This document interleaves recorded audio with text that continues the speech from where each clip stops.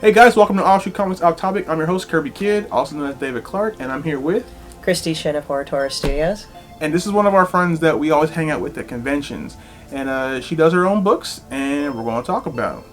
Yeah. So, the one I liked the most, well, not so much liked as was afraid of, was Personal Monsters. Now, tell us a little bit about that. Well, Personal Monsters was created when I went through a lot of relationship severing. These were toxic relationships in both my professional and public life, essentially. And what ended up happening was I still was mad and angry about it. I was really angry, so I just picked up this book and just wrote a whole slew, like Charles Darwin, classifying each and every monster that there is. And I know, and it's been odd because I've had parents buy this book, and yes, there is some language. I've also had counselors buy this book for their charges.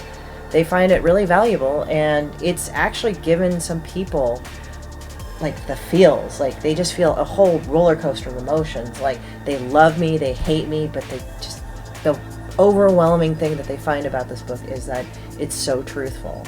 Oh yeah, like after I saw it the first time, I went around for at least a week pointing out, I'm like, I know what you are. I know what you are now, you know? So what are your favorite monsters?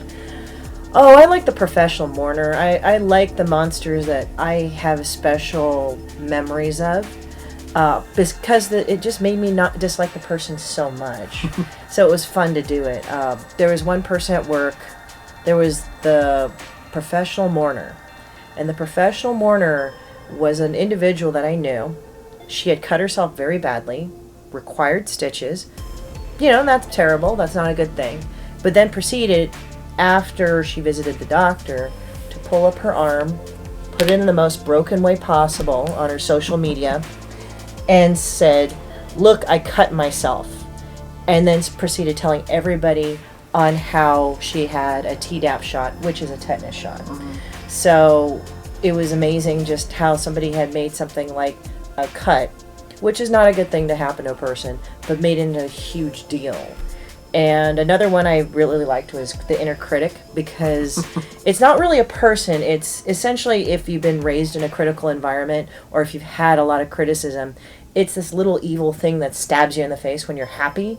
And then it tells you, you don't have a right to be happy. In fact, it's all going to crap for you. Right. And that really affected me for a long time personally. The other one is the anxiety monster, because I actually drew and wrote that after an anxiety attack. And so that was real. And it was quite interesting because quite a few people stopped by my booth and said, "I know you know what anxiety is." I'm like, wow, you can tell. Yeah, no, your monsters are really, I mean, you will not forget the monsters you see in this book, because it's going to make a lot of things in your life and a lot of people in your life make a whole lot more sense. Now, are you ever going to maybe add to it, maybe do a second book? There has been some work towards personal monsters too. I, unfortunately, I guess, or fortunately, according to some people, have discovered that there are more monsters to classify. There are more hidden species and families of monsters.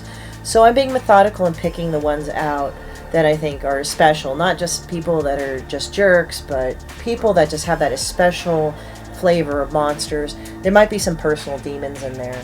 But I've got a few monsters down the pipe, so we'll see. So tell us about your other book, though. Oh, this book is Sepulcher. It was a story that I had written and drew. And it is a story about a woman whose husband tried to kill her by cutting her throat. And the thing is that he messes up and she comes after him. So it's split up into multiple volumes. This is the first volume that I have right here.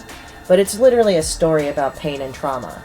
And having gone through some of that myself and having observed and known people very closely who have been through horrible things in their life, you know, I realized that the human psyche, down to the physical essence, you clam up, you heal up, you scar up, because you're in survival mode, because you're gutted in some way or another, either physically and or mentally or both. And what it is that your body half reacts out of defensiveness out of that trauma, But the problem is that that's not how you live life. I mean, I've had personal experience with that. I've seen other people. But it's like living and literally having to break your own reality. So Sepulcher remains a tomb. And a tomb is a coffin above ground, essentially. It's where they keep your body off the ground. So literally you have to break through that tomb in order to live again. The challenge of this book is to draw a person's emotions through their face and through their body. And even like in the book, her throat opens kind of over and over again. Because when you heal over trauma, you don't just heal right away and everything's okay. Sometimes you have to scrape away, you have to debride the wound, you have to make sure that the wound heals right, and it's a process. You know, one of the things you have to learn when you go through something like that is you have to learn how to speak again in a way. The truth about yourself. Even though maybe you got smacked down about the truth about yourself, and I'm not talking about public speaking, I'm talking about just in general being a person. When that happens to you, you're attacked as a person, you're broken apart as a person. But when you start realizing that if you swim through the reality and you break it, it's actually a much better world. You actually come out stronger. And some people that have been through abuse have really like still kept in that circle because their defense mechanisms are so strong, they just pull them back in so they never get hurt again. You put a lot of thought into your books. A lot of people that we talk to who do comic books, they just like, I thought this was cool, you know, but I like that you put a lot of thought and a lot of effort. Where can people get these books? You can get these books through CreateSpace/Amazon. Also, I show up at conventions.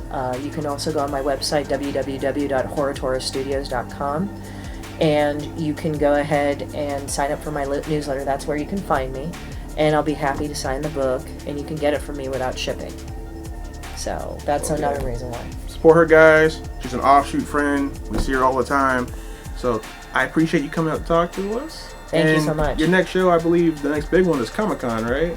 Yeah, San Diego Comic-Con, and I'll also be a kamikaze. So if you're brave enough to go to Comic-Con, stop by and see you're in Artist Alley, right? I'm actually over in Small Press. Wow. I'll be tabling. Yeah, I know.